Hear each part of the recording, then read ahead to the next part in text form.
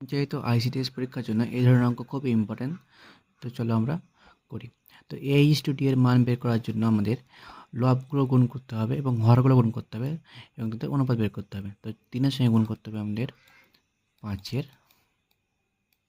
তার সঙ্গে গুণ করতে হবে আমাদের শেষের 8,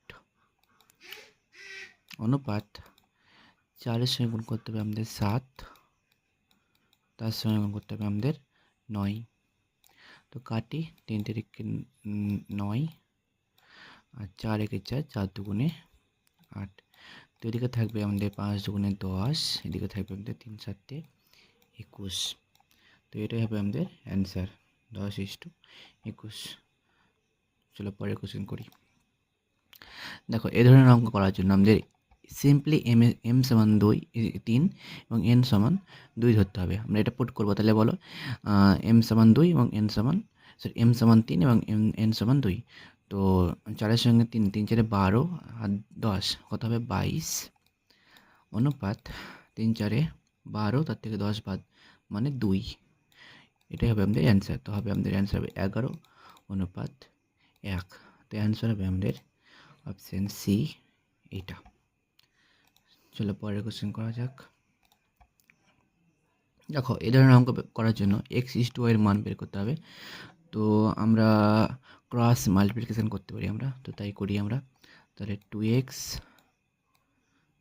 + 3y divide by 2x - 3y সমান কত দেওয়া আছে 3/2। তো ক্রস মাল্টিপ্লিকেশন মানে হচ্ছে আমাদের, দেখো 3-এর সঙ্গে গুণ করতে হবে আমাদের এইটা, আর 2-এর সঙ্গে এই রাশিটা গুণ করতে হবে। তো আমরা করি, সমান করতে হবে। দেখো তাহলে 3 এটার সঙ্গে করছি, তাহলে 3 দুগুণে 6x - 3 তিরিকে 9y সমান এদিকে হবে আমাদের, এবারে কোনাকুনি গুণ করতে হবে আমাদের 4x প্লাস 3 দুগুণে 6y। এক্সগুলো একদিকে নিয়ে আসি, তাহলে 6 থেকে 4 আমাদের বিয়োগ করতে হবে, তাই না? তাহলে থাকবে আমাদের 2x, এটাও দিয়ে গেলে যোগ হবে, এদিকে 6 আর 9 হবে 15y। তো x/y এর মান হবে আমাদের, এটা এটা গুণ হয়তো, তো হবে ওপরে হবে 15, নিচে হবে আমাদের 2 সমান কত পেলে আমরা 15:2। তো অ্যান্সার হবে আমাদের এটাও সি। চলো তারপরের কোশ্চেন করা যাক। তো দেখো 7:11 এর উভয় পদের সঙ্গে কোন সংখ্যা যোগ করলে নতুন অনুপাত এরকম হবে? তাহলে আমাদের ধরে নিলাম যে এক্স যোগ করতে হবে। তাহলে কী করতে হবে আমাদের, 7/11 আছে, উভয় পদের সঙ্গে ধরলাম যে এক্স যোগ করবো, তাহলে এক্স যোগ করলাম, নিচেও আমরা এক্স যোগ করলাম। তাহলে এখন এই অনুপাতটা হয়ে যাবে 3/4। আমাদের এখান থেকে এক্সের মান বের করতে হবে। তো আবার সে ক্রস মাল্টিপ্লিকেশন করবো আমরা। তো এইটার সঙ্গে এইটা, এটার সঙ্গে এটা, এটার সঙ্গে এটা করলে হবে 4 7 28 প্লাস 4x সমান হবে এদিকে 33 প্লাস 3x। এক্স এদিকে আনলে 4x থেকে 3x বাদ দিলে হবে শুধু x সমান হবে 33 থেকে 28 বাদ দিলে হবে আপনাদের 5। তাহলে x এর মান পেয়ে গেলাম আমরা 5। তো উভয় পদের সঙ্গে আমাদের 5 যোগ করতে হবে, অ্যান্সার হবে আমাদের ডি। চলো তারপরে কোশ্চেন। দেখো এর মধ্য সমানুপাতি কত? তো মধ্য সমানুপাতি বের করার জন্য আমাদের √, আমাদের এটা রুট করতে হবে, ঠিক আছে? তো মধ্য সমানুপাতি হবে সমান হবে √8 গুণিত 18। আমরা যদি এটা ভাঙি, 2³ প্লাস 2 × 3²। তো আমাদের হবে 4 হবে আর একটা 3, তো 3 4 হবে আমাদের 12 অ্যান্সার হবে। তো অ্যান্সার হবে আমাদের অপশান বি, ঠিক আছে? চলো পরের কোয়েশ্চেন। আচ্ছা বলছে এটা সমানুপাতি হলে x সমান কত হবে? সমানুপাতি বলছে, তাহলে সমানুপাতি যদি হয় তাহলে আমরা প্রথম পদের সঙ্গে একদম শেষ পদ গুণ করব। 1/4 এর সঙ্গে গুণ করব আমরা 1/x, এই গুণফলটা হবে দ্বিতীয় পদ এবং তৃতীয় পদের গুণফলের সঙ্গে সমান। তাহলে 1/6 তার সঙ্গে গুণ করতে হবে 1/8।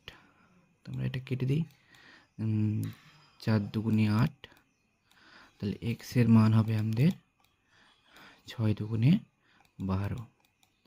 তো এটা অপশান ভুল দেওয়া আছে, আমার ভুল হয়েছে। এটা 12, 13, 14 আর 15 ছিল অপশানে। তো অ্যান্সার হবে আমাদের 1 নম্বরটা। ঠিক আছে, চলো পরেরটা করা যাক। আচ্ছা, এটা এখানে ছিল a স্কোয়ার, সরি, এটা এখানে ছিল a square = b square = bc এর মান চেয়েছে। তো এই ধরনের অঙ্ক করার জন্য আমাদের প্রথমে a/b/c এর মান বের করতে হবে। a/b/c এর মান আমাদের বের করতে হবে। তো a/b/c এর মান বের করার জন্য আমরা লিখব, তাহলে a/b দেওয়া আছে, এটা অনেকভাবে করা যায়। 2/3 আছে, তারপরে আছে আমাদের নিচে লিখতে হবে আমাদের, হ্যাঁ, 4/5।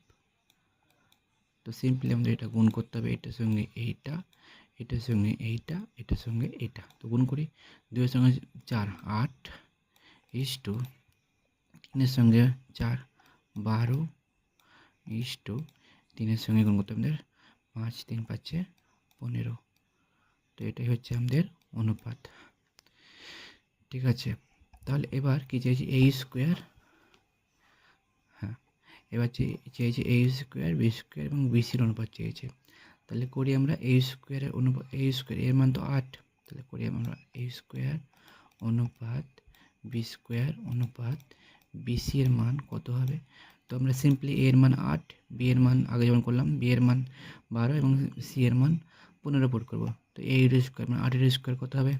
8 8 64 অনুপাত b এর স্কোয়ার মানে 12 এর স্কোয়ার হবে 144 অনুপাত bc। আচ্ছা, এটার সঙ্গে এটা যদি গুণ করা হয় 12 সঙ্গে 15, তো হবে আমাদের 180। তো আমরা 4 দিয়ে কাটি, ঠিক আছে, হ্যাঁ 4 দিয়ে কাটি, তাহলে 4 16 64, এটা যদি কাটি আমরা 3 4 12, 3 4 12 আর 4 6 24, এটা যদি কাটি আমরা 4 4 16, 4 5 20। তো এটাই হবে আমাদের অ্যান্সার। তো অ্যান্সার হবে আমাদের অপশান বি। চলো নেক্সট করা যাক। আজকে শেষ প্রশ্ন, দুটো সংখ্যার যোগফল 40 এবং বিয়োগফল 4 হলে সংখ্যা দুটোর অনুপাত কত হবে? তো সংখ্যা দুটো প্রথমে আমরা বের করি। সংখ্যা দুটো বের করার একটা ফর্মুলা আছে, তোমরা সেটা ইউজ করতে পারো, কিংবা এক্স আর ওয়াই ধরে করতে পারো। তো যেটা বড় সংখ্যা হবে সেটা হবে যোগফলের সঙ্গে বিয়োগফল যোগ করে 2 দিয়ে যদি ভাগ করি তো বড় সংখ্যাটা পাবো। তো এটা হবে আমাদের 22। ছোটো সংখ্যাটা হবে যোগফলের সঙ্গে বিয়োগফল যদি আমরা বিয়োগ করি, নিয়ে যদি 2 দিয়ে ভাগ করি তো এটা হবে 36-এর অর্ধেক হবে 18। তো এই হচ্ছে সংখ্যা দুটো। তো এদের অনুপাত কত হবে? 2 দিয়ে যদি আমরা কেটে দিই তো 11 অনুপাত 9 দুগুণে 18। তো এটাই হবে আমাদের অ্যান্সার, হবে আমাদের সি। ঠিক আছে, এই ফর্মুলা যদি মনে রাখতে না চাও, তাহলে আমরা এক্স ধরে করতে পারি। দুটো সংখ্যার যোগফল বলছে 40, তাহলে সংখ্যা ধরে ধরে নিলাম একটা এক্স একটা হয়, তাহলে যোগফল 40, তাহলে এক্স প্লাস ওয়াই এর মান হচ্ছে আমাদের 40, আর বিয়োগফল বলছে 4, আর এক্স মাইনাস ওয়াই এর মান হবে আমাদের তাহলে 4। ঠিক আছে, তো এখানে এক্স এর মান বের করি আমরা, তাহলে এটা যদি যোগ করি দুটোকে তাহলে কেটে যাবে এটা, তাহলে 2x এর মান হবে আমাদের 44 যোগ করলে, তাহলে x এর মান হবে আমাদের অবশ্যই 22 এবার এই এক্স এর মান যে কোনো সমীকরণে বসিয়ে দাও। আমরা 1 নম্বর